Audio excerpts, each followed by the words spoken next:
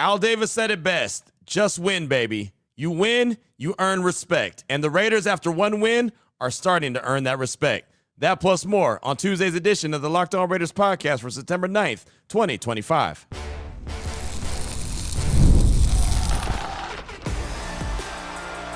You are Locked On Raiders, your daily Las Vegas Raiders podcast. Part of the Locked On Podcast Network, your team every day. And welcome in, Raider Nation, to another edition of the Locked On Raiders podcast. Thank you so much for making the show your first listen of the day. We definitely appreciate you. If you're catching the show wherever you find your favorite podcast, or you're checking us out by way of the YouTube page, you know we appreciate both. The show continues to grow each and every day because of your consistent support and the great job that my man Ari does behind the scenes, making sure we look good and sound good each and every day. So we shout him out. We appreciate him. You can find him on Twitter at Ari Produces. You can hit me up as well at your boy Q254. And we got the Locked On Raider podcast voicemail line if you want to be a part of the show, 707-654-4693. We'll hear from you as we close out the show. Segment number 3, calls, texts, plenty of great feedback. We'll do that in segment number 3. Segment number 2, we got a chance to meet up with head coach Pete Carroll at the Intermountain Health Performance Center. Got a few questions, injury-related and just team player-related, guys that I might not have highlighted on Monday's show, but definitely wanted to make sure I talked about them. So I got Pete Carroll's thoughts on a couple guys. So you'll hear about those guys, and we'll talk about them in segment number 2. Here in segment number 1, you start to hear from people on the outside of the Raider bubble talking about the Raiders and certain guys that have stepped up and expectations for this team moving forward now that they're 1-0 on the season and going to be welcoming in the Chargers to Allegiant Stadium coming up for Monday Night Football in Week 2. We'll jump right into that after I tell you about the title sponsor of the show. That's FanDuel. Right now, new customers can bet just $5, and if your bet wins, you'll get $300 in bonus bets to use across the app. So when you start winning games, and you especially get a road victory in Week 1, when a lot of people thought that the Patriots were going to get that dub, but you go into their house in terrible weather, and you find a way to get it done, especially on the heels of the second half adjustments that the Raiders were able to make. Geno Smith goes out there and balls out, right? The defense makes some plays in the second half. You're going to get folks' attention. And plenty of folks now are talking about the Raiders. And you know what? If they keep winning, plenty of more folks are going to be talking about the Raiders. All you have to do, it sounds like a cliche, you just stack weeks. Stack wins, stack days, brick by brick, brick by brick. That's all you got to do. You continue to stack dubs, and you're going to get a lot more respect. And look, a lot of people have talked about the expectations of this team in 2025. I've been very, as a matter of fact, with 8 to 9 wins. But you start out with a 1-0 and maybe get 2-0 after this week. Then all of a sudden you're putting yourself in position, especially being AFC conference games. But again, you take it week by week. I found it pretty interesting from Richard Sherman on the Richard Sherman podcast as he was talking about many different teams across the league, just going through all the Week 1 outcomes. And when he got to head coach Pete Carroll and the Raiders, what he had to say. Check it out. I think Pete's going to do great. He has a proven system that works. And so when people say, oh, Pete Carroll isn't keeping up with the times, he's still running that old system that nobody runs, it's sound. It's sound as ever. And you could see it in that Raiders defense. They're right there where they're supposed to be. It's a bend but don't break. They're swarming. They're playing really fast. You got guys where they're supposed to be. They got an interception in the game. They got 4 sacks in the game. And they're playing smart football. Then offensively, Geno Smith, who can deal. He's a great processor in the NFL. And it shows week in and week out. 362 yards on this defense. I feel good about that. I'm sure Raiders fans feel real confident. I thought their defense played really well, and I think Pete Carroll is not going to be out of many of these games. You're not going to find many games where, their team gets beat by 2 touchdowns or 3 touchdowns. Like, even when we weren't a great team, we didn't lose by much if we lost. We're within 1 score by the end of the game. We're in striking range. We're fighting, and I think he has all the pieces that he needs to make these plays and continue to make a run, even with this defense not as technically talented as the rest of the league. He knows the guys that he needs, and he's going to make it work. And I think the Raiders are going to surprise people this year. I think they're going to be solid. I think they're going to be fighting for that 7th seed. A lot of concerns that we have when it comes to the secondary, and we know that they're young, very inexperienced, but they're all trying to come together. You saw guys like Eric Stokes. You saw guys like Caillou Blue Kelly come together really in particular in the second half. Isaiah Polamau obviously makes the big interception, but you're starting to see proof of concept. And again, it's a work in progress. Nothing is where it needs to be right now, but you heard what Richard Sherman, who obviously played for head coach Pete Carroll up in Seattle, said, look, He thinks they're going to be battling for the number 7 seed in the playoffs, right? And that's all you need to be, is be that number 7 seed. Obviously, you want to win as many games as possible, but at the end of the day, you're looking to see if you can squeeze yourself into the playoffs. If you're in the hunt in December, you got an opportunity. So there's a long ways to go, right? But it is nice to be able to have a few days where you're hearing props and you're hearing, hey, man, this is what we expected from a Pete Carroll-led team. And so, you hear Richard Sherman saying right there that he doesn't think that the Raiders are going to get blown out in any games. They're going to be competing, and that's the overall theme. Whenever you hear players get interviewed by anyone, you always hear them talking about competing. We're going to go out there and compete. And it's so funny. As Pete Carroll took over, I said the C word that you're going to get tired of hearing is compete and competition and compete. And that's what you're going to hear. But that is so, as a matter of fact, to what they're doing. So I thought that was a pretty interesting sound there from Richard Sherman, who knows a lot about head coach Pete Carroll and his expectation for the silver and black. And, honestly, all you have to do is go 1-0 every week. You should expect to be able to do that. There's some games, and we know coming up, this week 2 is going to be a tough one against the Chargers, who look really good against the Chiefs. Week 3 against the Commanders is going to be tough. But as long as you're in the mix, as long as you're in the hunt, you're right there where you need to be at the end of the game, things could happen. We saw a whole lot of things happen in week 1 of the NFL season, and especially if you could steal a game early in the season, like the Raiders stole that week 2 game against the Baltimore Ravens last year. Now, they didn't follow it up with very much success in week 3 as they returned to Allegiant Stadium and Carolina Panthers, who hadn't won a game, and then they took that L. You can't do that. Just like the Raiders can't show up to Allegiant Stadium on Monday Night Football against the Chargers and basically no show. That means that everything they just did went out the door. But again, you have to feel pretty good about their first performance, their first test on the road against Mike Vrabel and the New England Patriots. I also found this to be pretty interesting from Brian Baldinger. Always love his Baldi breakdowns, and I know that this is audio, and so you're not able to see actually the film that he had to say. He's always showing a lot of love to Max Crosby, and Max really turned it on like the rest of the defense did in the second half, started getting pressure on Drake May. Once they started getting pressure, you started seeing everyone else make plays. Here's Baldi on Max Crosby and what he did in particular, especially in the second half. Check it out. The Pats held a slim 10-7 lead going into the third quarter. Max Crosby started dialing up the pressure. Him and Thomas Booker becoming a pretty good side. But you got to admit, Booker and Max getting to Drake May, it's hard to make an accurate throw when your quarterback is being hit like that and that ball's intercepted. That helped. That got the Raiders back into the game. But 3rd and 5, Max was just stepping it up. All right, here he is right now. Like, here he comes on this twist inside. Like, I don't know exactly what that is, but that forces May to move, and Tyree Wilson gets a sack. Kuntz played good. Booker played well. Adam Butler played good. But this is just total harassment here by Max. Like, he's there. He's right at the arm. And Drake can't quite make the stick throws. Like, he's just harassing him play after play after play. Like, you watch this right here. He's just going to keep coming. Fourth quarter, he played every single snap. He's just going to keep chasing, going to keep coming. And maybe, just maybe, that could be a fumble. Just maybe. Who knows? But the effort from Max in that third quarter, fourth quarter was supreme. The Condor was on his game.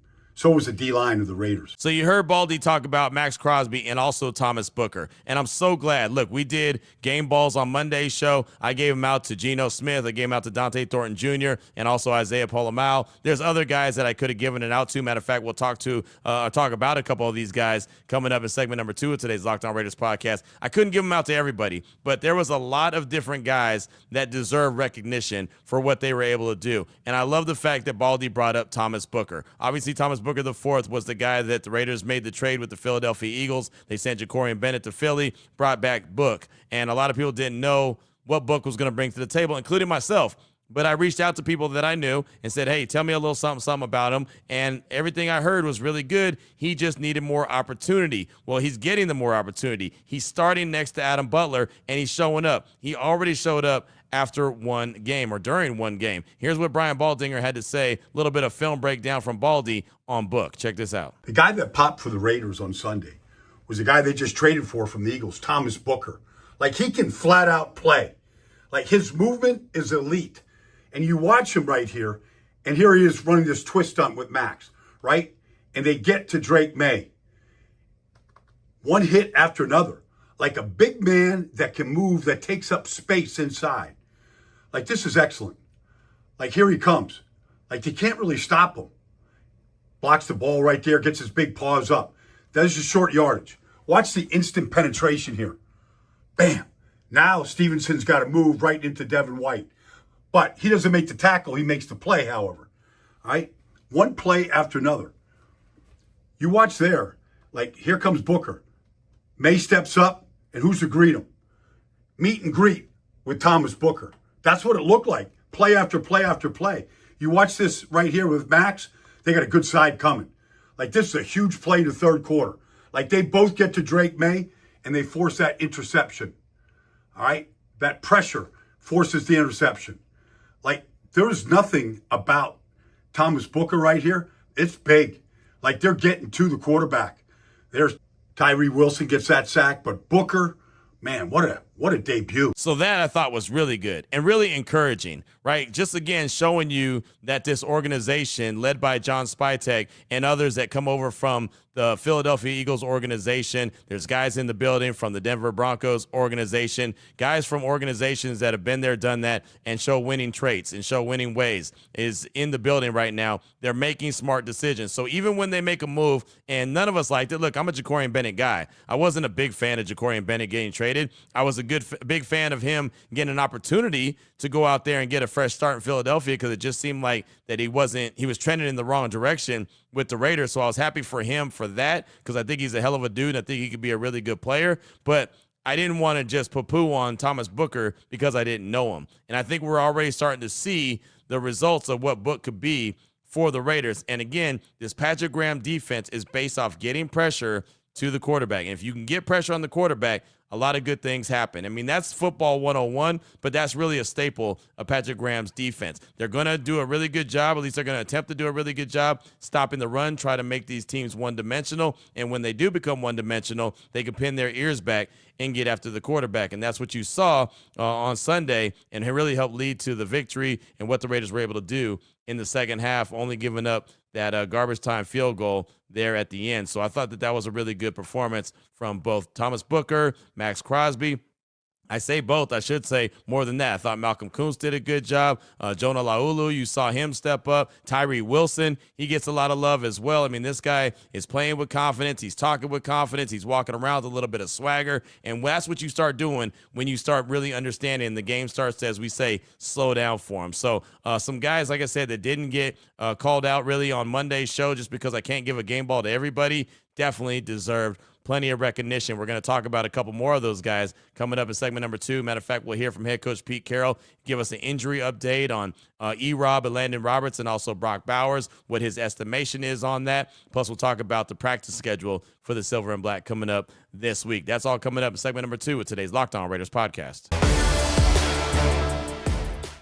Before we get to that, though, I do want to tell you about a couple great sponsors we have here on the Locked On Raiders podcast, including Supply House.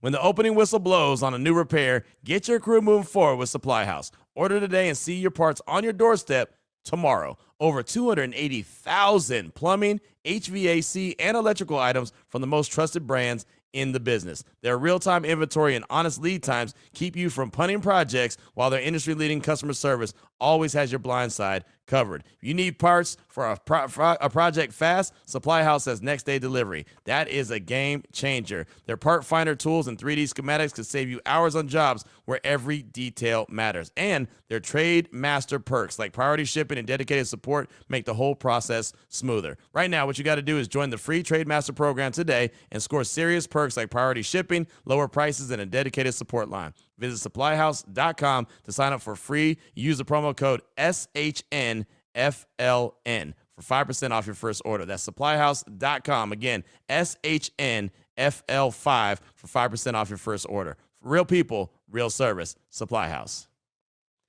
I also want to tell you about the fine folks there at Gametime. The NFL season is back. Matter of fact, the first week is already in the books. And honestly, there's nothing better than being in the stadium surrounded by fans cheering on your team.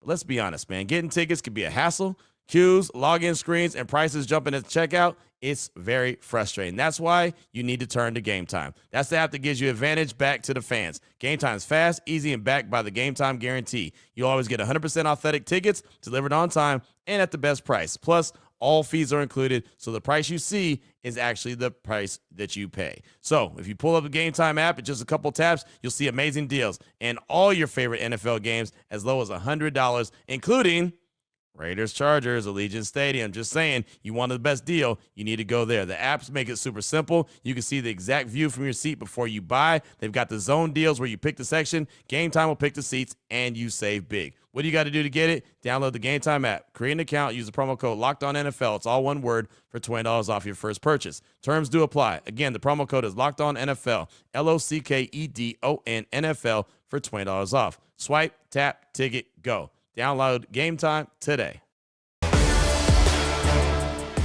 All right, Raider Nation, here we go. Segment number 2 of today's Locked On Raiders podcast. Wanted you to hear a little something from head coach Pete Carroll. We got to meet with him on Monday at the Intermountain Health Performance Center, just recapping the game and, getting a few updates on a few players and talking about a few of the players that may have showed up and showed out in Sunday's game. So off top, of course, everyone's thinking about injuries, right? How's E-Rob doing? He's got the sprained elbow. How's Brock Bowers doing with the knee injury? And look, a lot of people have been talking about Brock Bowers. I know that it's been very kind of hush-hush when it comes to how he's doing. Tom Pelissero from the NFL Network reported that it was just, he hit his knee, he's fine, he wanted to go back into the game, and I know he did. He wanted to go back into the game, but he didn't. They held him out, so you feel pretty encouraged that it's not too bad of an injury. I know that Vinny Bonsignore and Paul Gutierrez were both told after the game by Brock that it's okay, good to go. He should have, he could have gone back into the game, but they held him out. So it would be nice to hear from the head coach that, yeah, everything is fine. He'll be good to go from Monday.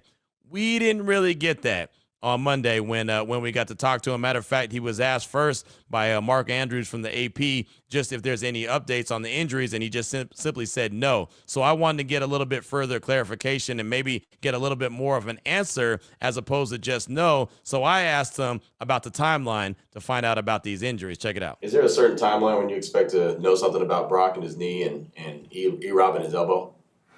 No, really, we're just going day to day.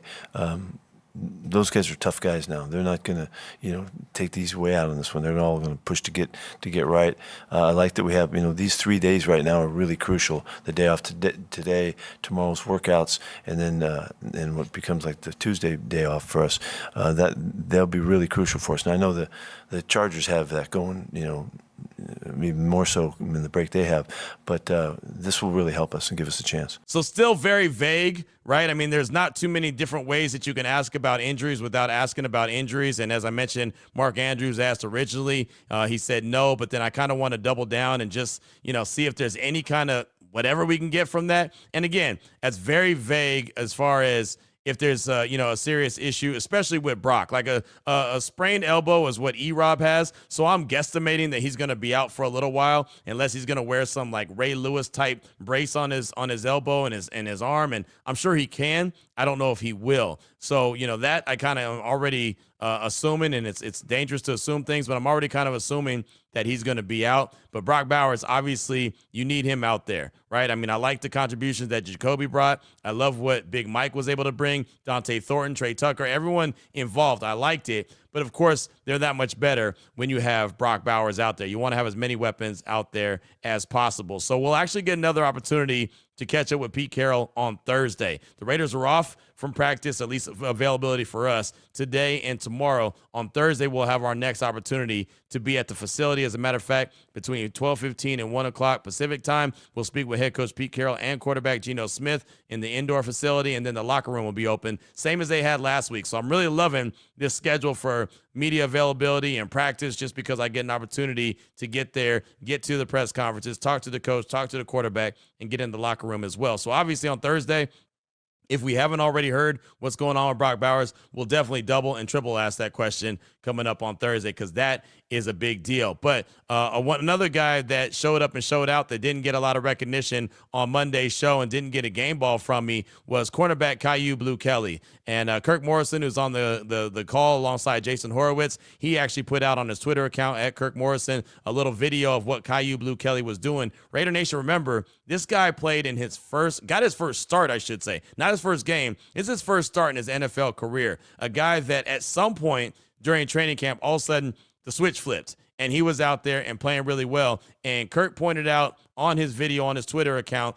that not only was he out there, doing his good job in coverage, but he was also a willing tackler. Like, that was the big deal. So I wanted to make sure when we got a chance to talk to Pete Carroll, I asked him about Caillou Blue Kelly and even a follow-up about when that switch got flipped for Caillou. What do you think about Caillou Blue Kelly and the performance he had in his first game? He did a nice job. He got challenged. They went after him, and they throw the ball a lot to the split inside, and he wound up over there, and he had some challenges. I thought that I totally disagreed with the PI on the play. I thought it was a heck of a play that he made. And he was on guys the whole time. He tackled well and supported well out of the secondary, and in the secondary contained situations. When the ball bounces to the corner, he was there. I thought he played a really nice game. What switch flipped for him? It seemed like in the middle of training camp, all of a sudden he just... I don't know. We haven't really nailed that one, what it was. But there was a shift.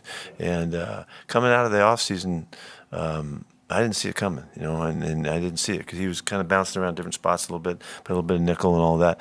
But it was about now probably 3 weeks ago, that there was some clarity here. Something's happening, and there's rumblings coming on where 36 was playing, and so we just gave him more chances. Didn't we start him in the third preseason game? Yeah, that was in response to how he had picked it up to see what he'd look like, and he's just done a really, really good job. He's using his overall sense and experience that he has, and just ball sense. And I say that because it's an aspect of us as a growing defense that we really kind of out leverage the offense, and you make good decisions when the ball's breaking and when the ball goes away from you, how you pursue and all of that. And that containment aspect is what gives you a chance to minimize big plays. And he has a really good sense for that. And so that kind of jumped up in my observations, and Joey thought the same thing. And so we've gone with it, and maybe he'll be back competing again this week. 7 tackles, first career start, willing and able tackler. That's the big deal to me, right? I mean, you always talk about corners, and sometimes they're really good at coverage, and sometimes they don't want to be physical. Sometimes they're really good at being physical, and they're not really good in coverage. But Caillou has the chance to be really good at both. He's already really physical, and I really don't, but I knew that there was a day when all of a sudden, boom, that switch flipped for Caillou in practice. And it's funny because I really remember being there at training camp, and he had a rough day. And I want to say I came back and talked about it on this show. Like, man, the guy who didn't have a good day was Caillou Blue Kelly. He got called for a couple of pass interference penalties, special teams he didn't do very good. And I remember talking to Vinny Bonsignore standing next to me. I was like, man, he's having a rough practice. And he said, yeah, he is. And then all of a sudden after that, it's like, I don't know if he got angry about that rough practice he had or what, but he came back and he's just been stacking days. And you heard what Pete Carroll had to say. I can't really figure out when that switch got flipped, but something happened. And so I just think that we need to definitely give some props to Caillou Blue Kelly, who did a hell of a job. Another guy who needs to get some recognition, who I didn't give a game ball to. Again, you can't give a game ball to everybody. It's funny, Kirk Morrison was on my radio show, Unnecessary Roughness, on Raider Nation Radio 920 on Monday, and he even said, can't give a game ball to everybody, but I can give you a helmet decal, right? So he was handing out helmet decals, which I thought was really cool. We might have to implement that into the game, and we'll have to thank Captain Kirk for his contribution to the show, but we might have to do that, right? Hand out some helmet decals. You didn't quite get a game ball, but you got a helmet decal. And the guy who deserved maybe a helmet decal and a game ball would be Devin White. I think Devin White did a good job. I know I briefly mentioned him on Monday, but didn't go into great detail, especially after E-Rob went down, to lead the team in tackles with 11, get some TFLs, just kind of be all over the field. And Kirk pointed out on my radio show, he didn't look like the Devin White of Tampa Bay. He looked like the Devin White of LSU. He's healthy. He's back. He's feeling good about himself. So that's another guy that I asked Pete Carroll about, the play of Devin White, and then a follow-up just about how Devin White goes. Something I noticed in training camp, he had a couple days that weren't really good early on, and then all of a sudden he started smiling. He started laughing. He made a play. He was having a good time, and he just seemed like he took off. So here's Pete Carroll with a couple questions about linebacker Devin White. What do you think about the game that Devin White had? Yeah, he was a hammer. No, he hit it. He looked good. I was really excited that his presence was so obvious. He's had a couple years where his game hasn't been at that level that he played at yesterday, and so he's just getting going. And he had fun playing. He handled a lot of communications, and he hit the heck out of it. And so that was really encouraging. Really fired up for him. He seems like one of those guys when he's smiling, laughing, and he's on a high, and he'll play at a certain level. He's kind of a roller coaster player, but he gets those really big plays when he's on that high. Yeah, I had not really since after the first 3 or 4 weeks he was with us. I didn't know him very well, didn't understand him, but since he kind of tapped in with us, and he had to kind of feel his way because he'd been kicked around a little bit in other places, and it hadn't worked out right. But once he started to feel the rhythm of it, I think yesterday was just a continuation of what's been happening. And he and E-Rob have been communicating on a great level, and he's helping our guys out with his calls and his experience. And he has a really good sense for the game. He's a real natural football player. And so he's going to keep getting better. Love the fact that he called him the hammer. Right? He was the hammer. He was that guy. Him, Jermaine Pratt, Jamal Adams, right? I mean, E-Rob, he wasn't in there long. I think he only played 11 snaps before he went down with the sprained, elbow. And obviously I want to see E-Rob back out there. I think he's going to be a big-time contributor. But those veterans at the linebacker position, you saw that they really understand what they're doing, the impact that Jamal Adams had when he came into the game, but Devin White throughout the whole course of the game.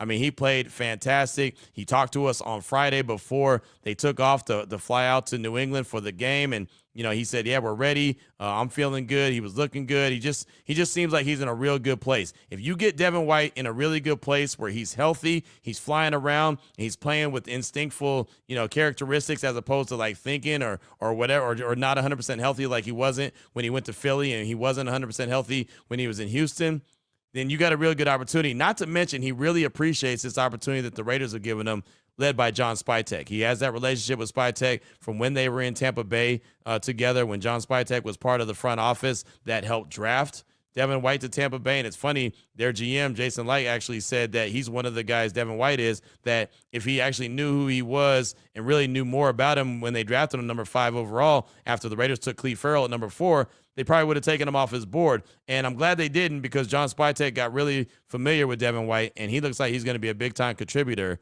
for this Raiders team. So I definitely wanted to make sure to show some love to Devin White. Thomas Booker, you heard Brian Baldinger talk about him in segment number 1 of today's Locked On Raiders podcast. I think he's going to be one of those unsung heroes as well. This defense, like you heard Richard Sherman say, is a bend, don't break. It's going to continue to gel and get better. And if that's how they're playing right now, where it's bend, don't break, there's going to be some moments where we're frustrated. There's going to be some moments where you're going to see players running wide open like they were on Sunday.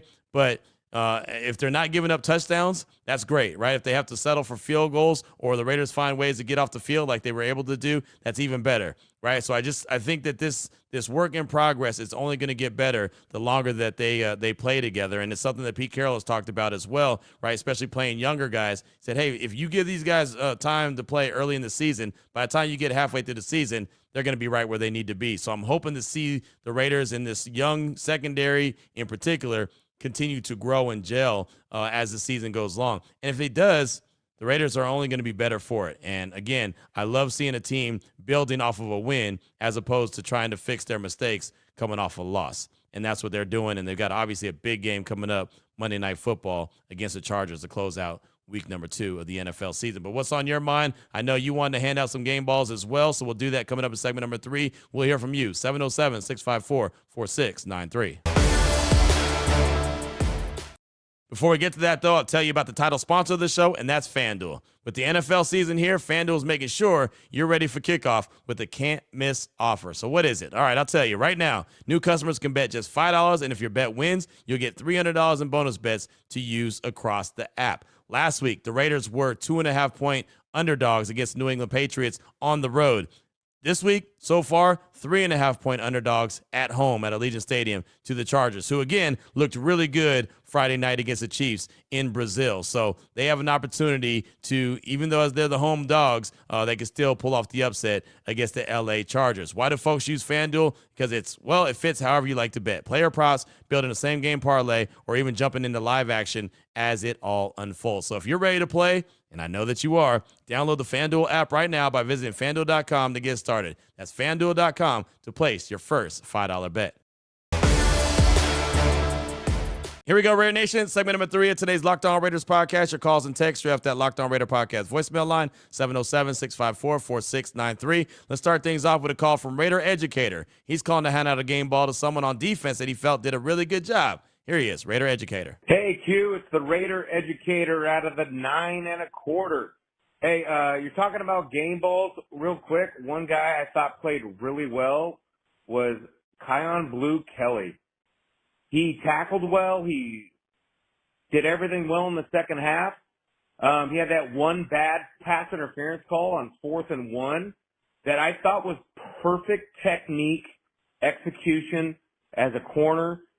The receiver actually put hands on him first. He turned his head. He got his hands on the ball, but the refs actually decided to extend the drive.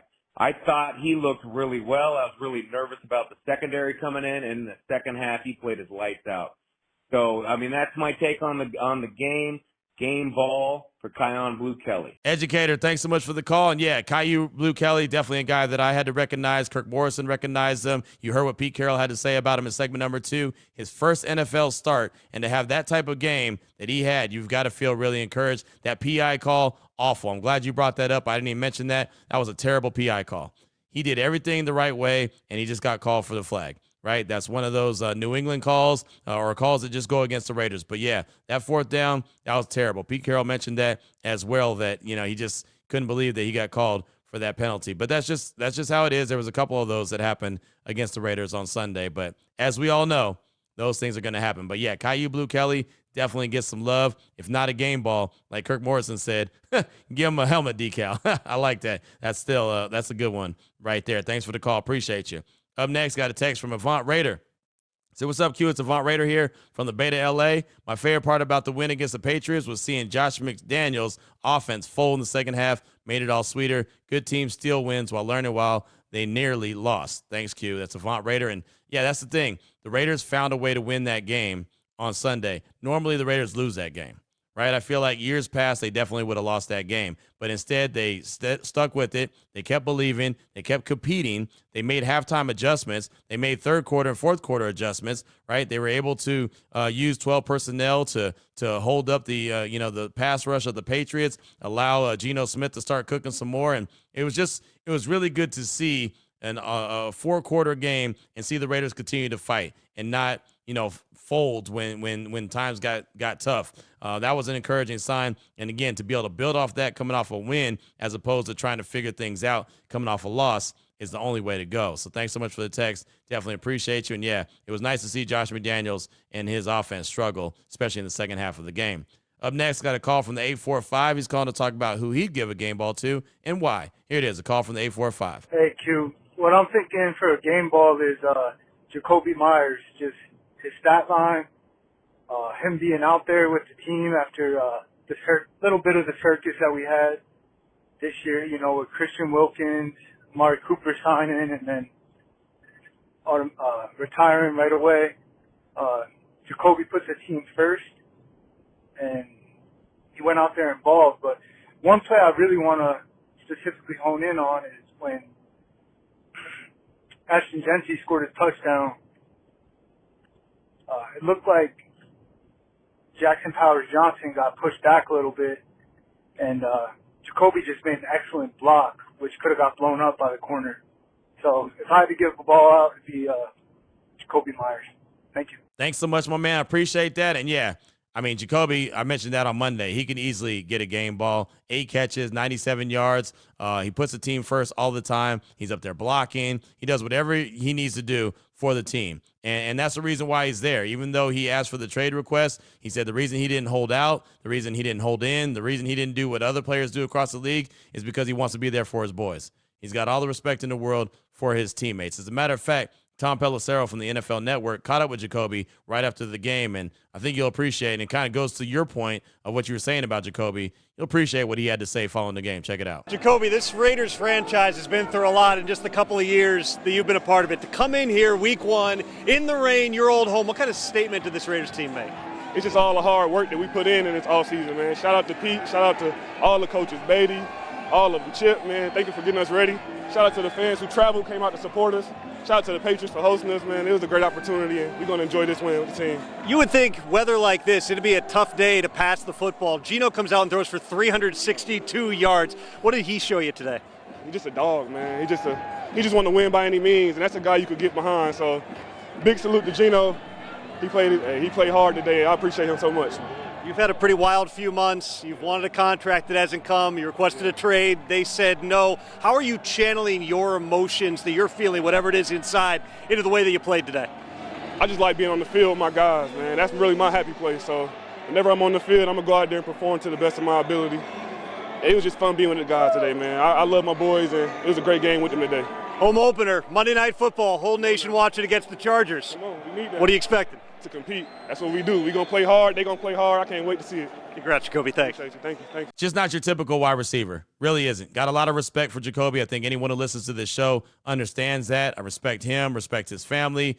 He comes from a good place, and look, he's just trying to do right and get everything he can out of this game and get what he feels like he deserves as far as a contract. But the fact that, he goes out there and balls out the way that he did, he took a big monster hit, as a matter of fact, had a 15-yard penalty added on top of the big catch that he had because of that big hit. But just to go out there and lay it on the line, not complain about what's going on off the field, not complain about the contract, publicly or make it, about him.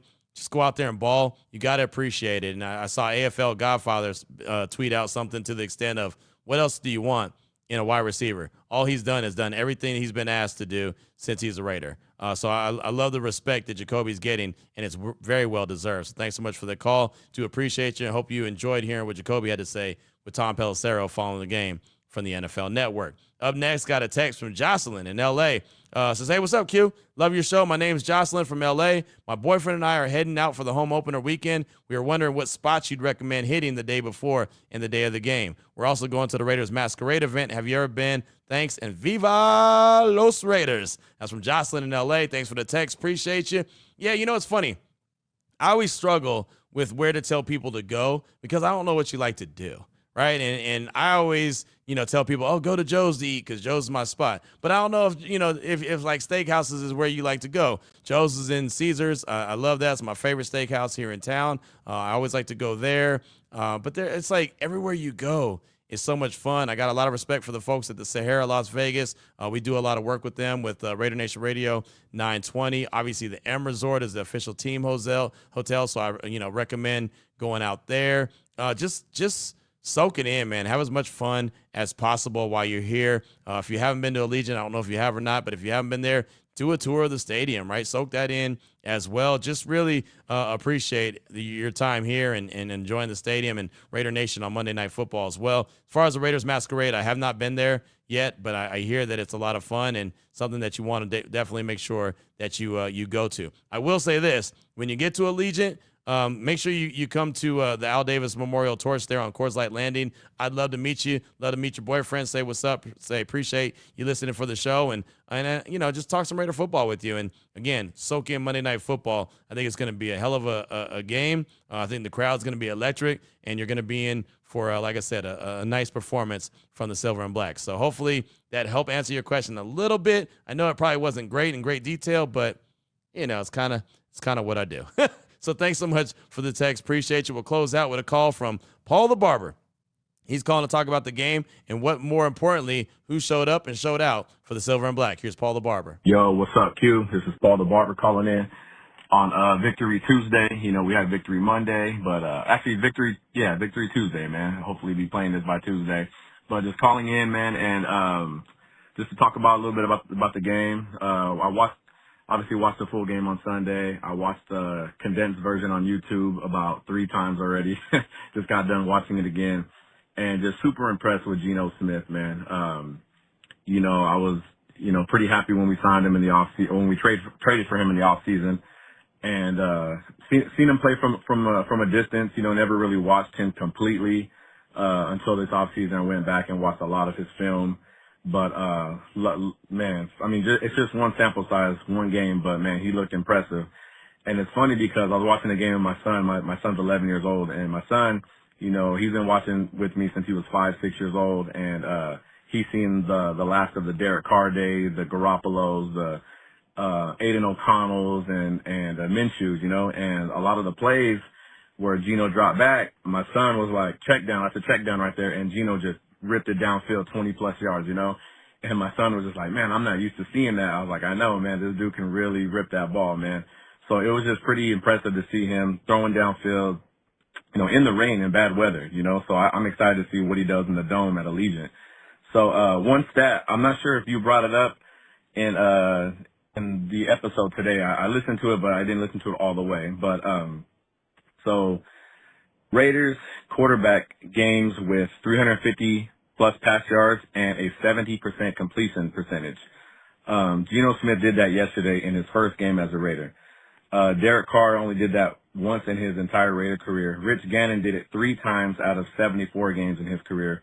Carson Palmer did it 1 time in his Raider career, and Jim Plunkett did it 1 time in his career, and Darryl LaMonica did it 1 time in his career, all with the Raiders. So just to see Geno do that in his first ever game is pretty impressive, man. So excited for the future. Also, man, just very impressed with the defense, the second half adjustments. My biggest sleeper this year, or I guess you could say surprise player this year coming out, was Isaiah Palomel. The undrafted free agent, you know, that we got a couple years ago. I love that we re-signed him in the off season, man. This dude showed some flashes last season, and obviously in the preseason he had that pick. He had the pick yesterday. So that dude is going to be playing with some confidence this whole season, man. So expect more from him. I really believe this dude's going to have at least 5 or 6 interceptions this season, maybe even more, hopefully. But that's all I got, Q. Have a good one. Go Raiders, baby. Yeah, Geno Smith absolutely deserves some love. There's no doubt about that. He's a guy that gets love from me. I gave him a game ball on Monday. He deserves more respect than he gets. As far as, you know, his stat line goes, it was incredible. That stat that you rattled off, I didn't talk about on Monday's show, but again, he's just earning more and more respect and really putting light on who he is. A lot of people, you know, hear the name Geno Smith. They know what he was at West Virginia, know that he had a draft day slide where he went number 39 overall. A lot of us thought he was going to go in the first round. And then obviously things didn't go great with the Jets. And, you know, then he gets a, you know, new birth to his career in Seattle with Pete Carroll. And now he's got an opportunity. But I don't think anyone really knew exactly what Geno Smith was going to bring to the table. But 9 plays of 20-plus yards, 9 completions of 20-plus yards for the Raiders. Like, that just does not happen. That was awesome. That was the stat that really stood out to me. All the big plays that the Raiders offense was able to dial up, led by Chip Kelly. So thanks so much for the call. Appreciate you. Great points that you bring up. I know I said that was the last one, but we'll go ahead and get this last text in from Rodzilla Raider. So what's up, Q? It's been a minute since I texted in, but hey, man, how about that win on Sunday? Love the grit on this team. You can feel it through the TV. I also want to ask you this. Do you remember the last Raider coach to be great at adjustments at the half? What I mean is after the first half, it wasn't pretty, but it wasn't ugly either. Watching the game in the second half, I noticed they made adjustments to their game plan. It wasn't the same old Raiders where it's run it until it works. Overall, I love the win. Can't wait for Monday night. Also, any news on Bowers? He can have my knee. I appreciate you, Q. Raiders. That's Rodzilla Raider out. And yeah, as you heard in segment number 2, no definitive update on Brock Bowers. We'll ask again on Thursday if we don't hear ahead of time. There's a good chance that it's going to come out from Pelissero, Schefter, Rappaport, you know, Jordan Schultz, somebody like that. Vinny will have something. Tashawn Reed, Paul, somebody will have something sooner rather than later. But if we don't hear anything in the meantime, in between time, we'll definitely ask again on Thursday. And the Raiders will know something by then. I'm sure they know something now, but they'll really know something by Thursday. Plus, that's when the injury report comes out, Thursday, Friday, and Saturday, as opposed to Wednesday, Thursday, Friday, since the game is coming out, or the game is played on Monday. So that's all I got time for. Really good text, my man. And yeah, halftime adjustments, something that we talked about on Monday's show, something that was non-existent for the Silver and Black for many, many moons. So it's really good to see them do that and be able to adjust and find a way to win that game on Sunday and are 1-0 on the season. So that's going to do it for today's show. Really, we're going to start turning the page now on to week 2, start to take a look at the LA Chargers, who had a really good game plan against the Chiefs. So the Raiders are going to have their work cut out for them on Monday Night Football, but I'm all here for it, and I know you are as well. So we'll continue to talk about the Silver and Black. We'll start to look forward to the Chargers. We'll get more calls and texts and news and notes coming up on tomorrow's show. So until then, Raider Nation, take care of yourself, take care of your family, love on your family. Most importantly, as always, just win, baby.